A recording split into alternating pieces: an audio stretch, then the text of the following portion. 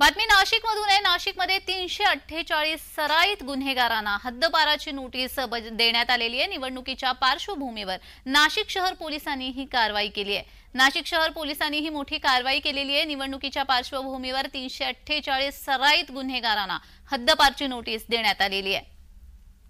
भाजपासह इतर पक्षातील पदाधिकाऱ्यांवर नाशिक शहर पोलिसांनी कारवाई केली आहे।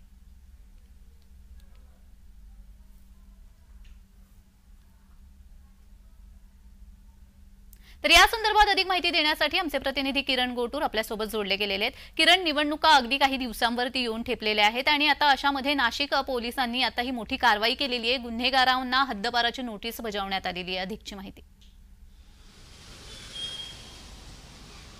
अतिशय मोठी कारवाई ही म्हणावी लागेल। 348 जणांवरती नाशिक पोलिसांनी ही कारवाई केलेली आहे। अगदी 2 दिवसानंतर मतदानाची प्रक्रिया पार पडणार आहे आणि त्याआधी या लोकांवरती तडीपारीची कारवाई जी आहे ती पोलिसांनी केलेली आहे।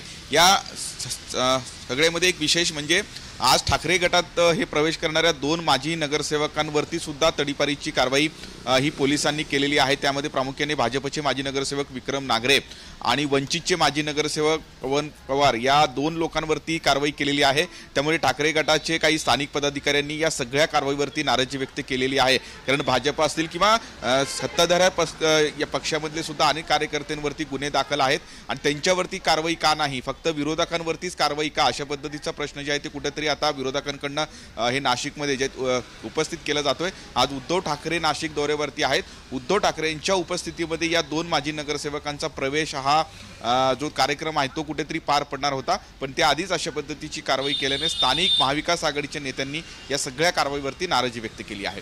जी जी जी धन्यवाद किरण, तुम्ही दिलेल्या सविस्तर माहितीसाठी।